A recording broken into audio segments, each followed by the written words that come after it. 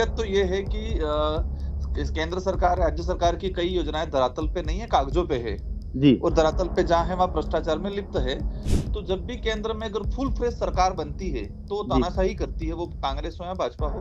जब भी गठबंधन की सरकारें बनी है तो ही इस देश के आम गरीब हित में कानून आए हैं। जिस तरह से आज वित्त मंत्री जी को बांसवाड़ा या राजकुमार रोधका या भारत आदिवासी पार्टी का नाम जो याद रहा है, देश के लोकसभा के अंदर 543 सांसद हैं, जी। वो एकदम याद नहीं रहा है। हमने संघर्ष किया है यहाँ पर, उनको जी। एहसास कराया है कि हमारी उपस्थिति यहाँ है। हमारे जो मुद्दे हैं वो मुद्दे न कांग्रेस उठा पाती है, न बीजेपी उठा पाती है, जी। क्योंकि वो बड़े-बड़े मुद्दे आम धरातल पे ये लोग रहते ही नहीं है, ये लोग मीडिया तक ही सीमित रह पाते।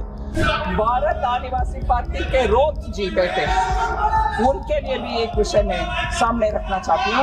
कल बहुत ही मन में दुख के साथ बोले, उनके डिस्ट्रिक्ट बांसवाड़ा और उनके क्षेत्र में इतना फैसिलिटी नहीं मिल रही है, हमें अटेंशन नहीं मिल रही है, और छोटे पार्टी के सदस्य है, इसीलिए कोई हमें सुनता नहीं। मैं ये आश्वासन दिलाना चाहती हूँ, कोई एक भी छोटे पार्टी या इन निर्दलीय सदस्य का हम बिना सुने बैठे नहीं है, सुनते हैं, रेस्पॉन्ड भी करते हैं और उनका क्षेत्र के ऊपर ध्यान भी रखते हैं। जी, नमस्कार साहब। जी नमस्ते। सर, एक विषय में जानकारी चाहिए थी। हाँ, हाँ। सर, कल का एक वीडियो प्राप्त हुआ जिसमें हमने देखा कि निर्मला सीतारमण जी जो वित्त मंत्री है, वो हाँ आपके जी। नाम से संबोधन करती हुई दिखाई दे रही है हम्म। कि राजकुमार जी को भी कुछ मौका रखने के लिए मिलेगा और बांसवाड़ा का भी ना। हम विशेष ध्यान रखेंगे। आदिवासी बाहुल्य क्षेत्र है, उसमें हमने बहुत सारी परियोजनाएं चालू करी है, पर जब हम जमीनी हकीकत देखते हैं तो वो उसके उलट पाई जाती है। इस पर क्या कहना चाहते हैं? उस वाले बैग में देखना। एक्चुअली जिस तरह से कल वित्त मंत्री माननीय सीतारमण जी ने बांसवाड़ा का और भारत आदिवासी पार्टी का जिक्र किया, जी। वो जिक्र इसलिए किया कि जब बजट केंद्र का जो बजट आया और बजट के बाद अभी सप्लीमेंट्री जो बजट आया था, जी। उसमें मैंने गंभीरता से बात रखी थी कि आप पूरे देश को कहते हो कि अमृत काल, हाँ, 1900 मतलब 2047 तक, मतलब 2047 में विकसित भारत बनाने का आप कल्पना जरूर करते हो, जी। लेकिन एक तरह देखा जाए कि देश के आदिवासी बाहुल्य क्षेत्र को आप नजरअंदाज करते हो। जी। वो संसदीय क्षेत्र जो बांसवाड़ा है उसमें गवर्नमेंट केंद्र सरकार की अधिकतर स्कीमें, राज्य दोनों की अधिकतर स्कीमें सिर्फ कागजों तक सीमित रही है, धरातल पर इम्प्लीमेंट नहीं हुई। ये बात मैंने उनको उठाई थी नाराजगी व्यक्त करते हुए, तो उन्होंने गंभीरता से मेरी बात को सुना था। जी। और उनका जो रिप्लाई आया उसमें, देखो ये तो सच्चाई, हकीकत तो ये है कि केंद्र सरकार, राज्य सरकार की कई योजनाएं धरातल पे नहीं है, कागजों पे है। जी। और धरातल पे जहाँ है वहाँ भ्रष्टाचार में लिप्त है। लेकिन एक बात, ये अच्छी बात है कि कम से कम केंद्र सरकार का बांसवाड़ा आदिवासी बाहुल्य क्षेत्र की तरफ कम से कम ध्यान तो गया है थोड़ा बहुत। जी। अब लेकिन मेरा प्रयास रहेगा कि वो ध्यान है वो वास्तविकता में बदला जाए। जी। जी। हाँ, वो ध्यान है उसको वास्तविकता में बदला जाए।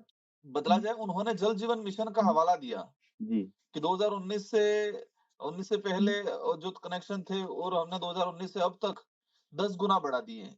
1,43,000 घरों में कनेक्शन दे दिए, ये उन्होंने कहा। लेकिन 1,43,000 घरों में कनेक्शन दिए, उसमें से 50% घरों में पानी नहीं जा रहा है आज। जी।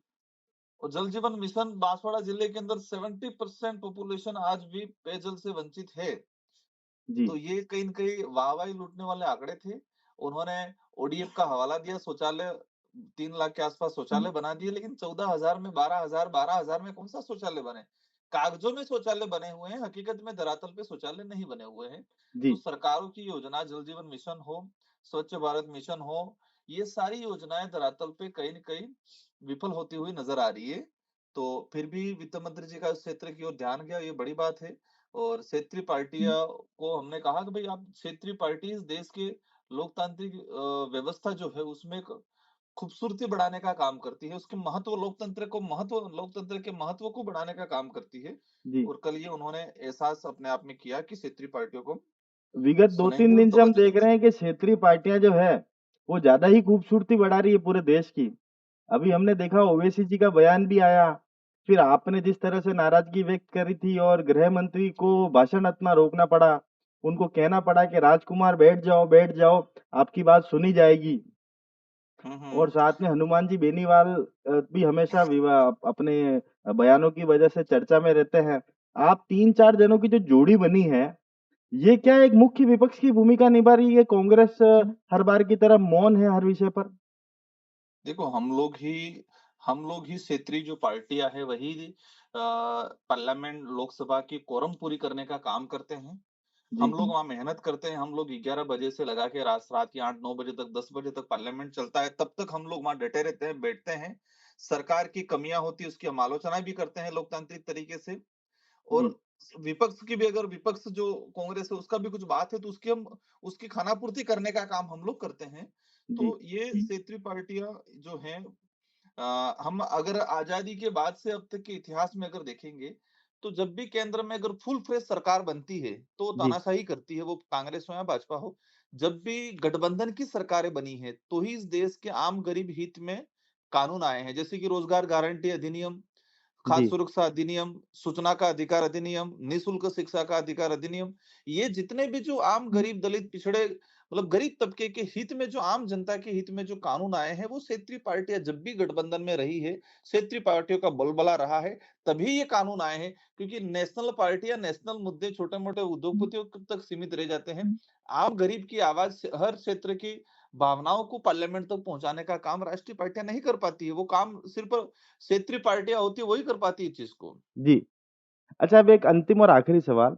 अब तक जो भारत आदिवासी पार्टी है, उसने राजस्थान में दोनों ही पार्टियों के लिए, मुख्य पार्टियों के लिए एक मतलब बिल्कुल उनकी आँखों का वो बन चुके हो आप। अ, अब जब राजकुमार जी अकेले ही हैं दिल्ली के अंदर, लोकसभा के अंदर, और वो वहाँ पर जाकर अपनी बात रखते हैं, गृह मंत्री भी आपकी पार्टी का नाम लेते हैं, निर्मला सीतारमण जी भी आपकी पार्टी का नाम लेती है। तो भारत आदिवासी पार्टी जयपुर तक सीमित ना रह के दिल्ली तक अपना बोलबाला जो बजा रही है, क्या माना जाए कि आने वाले समय में आपका प्रतिनिधित्व और बढ़ेगा विधानसभा में और लोकसभा में? देखो, क्षेत्र की जो मेरे संसदीय क्षेत्र बांसवाड़ा डूंगरपुर की जनता ने रात दिन मेहनत करके मुझे कहे कि मेरे पास कोई बड़े साधन संपन्न नहीं था, फिर भी जनता ने मुझे एक तरफा जीत दिलाया है। तो मेरा प्रयास रहता है रात दिन क्षेत्र की जनता की आवाज को यहाँ तक पहुंचाने का। और ये जिस तरह से आज वित्त मंत्री जी को बांसवाड़ा या राजकुमार रोत का या भारत आदिवासी पार्टी का नाम जो याद रहा है, देश के लोकसभा के अंदर 543 सांसद हैं, जी, वो एकदम याद नहीं रहा है। हमने संघर्ष किया है यहाँ पर, उनको जी, एहसास कराया है कि हमारी उपस्थिति यहाँ है। हम हैं यहाँ पर जो आदिवासी दलित पिछड़ों का प्रतिनिधित्व करने आए हैं। जो हमारी पार्टी की विचारधारा है वो देश हित आम हित के लिए है। ये एहसास कराया है। इसके बाद इन लोगों को केंद्र सरकार के जो माननीय गृह मंत्री जी हो, वित्त मंत्री जी हो या राहुल गांधी जी हो, इनको ध्यान में तब आया है कि नहीं क्षेत्रीय पार्टियां यहाँ पर पहुंची, क्योंकि हमारे जो मुद्दे हैं वो मुद्दे न कांग्रेस उठा पाती है न बीजेपी उठा पाती है। जी, क्योंकि वो बड़े-बड़े मुद्दे धरातल पे ये लोग रहते ही नहीं है, ये लोग मीडिया तक ही सीमित रह पाते हैं। तो ग्राउंड की जो रिपोर्ट है वो क्षेत्रीय पार्टियां पार्लियामेंट में रखने का काम करती है। इसलिए उनको अब एहसास हुआ है कि नहीं क्षेत्रीय पार्टियां हैं, जो उनके मुद्दे हैं वो अलग टाइप के मुद्दे हैं, आम जन से जुड़े हुए मुद्दे हैं, ये उनको एहसास हुआ है। एक आदिवासी मतलब ट्राइबल मेंबर हमारे भारत आदिवासी पार्टी के रोत जी बैठे हैं, उनके लिए भी एक विषय में सामने रखना चाहती हूँ। कल बहुत ही मन में दुख के साथ बोले, उनके डिस्ट्रिक्ट बांसवाड़ा और उनके क्षेत्र में इतना फैसिलिटी नहीं मिल रही है, हमें अटेंशन नहीं मिल रही है, और छोटे पार्टी के सदस्य है, इसीलिए कोई हमें सुनता नहीं। मैं ये आश्वासन दिलाना चाहती हूँ, कोई एक भी छोटे पार्टी या इन निर्दलीय सदस्य का हम बिना सुने बैठे नहीं है, सुनते हैं, रेस्पॉन्ड भी करते हैं और उनका क्षेत्र के ऊपर ध्यान भी रखते हैं। मैं ये बात जरूर बोलना चाहती हूँ। जल जीवन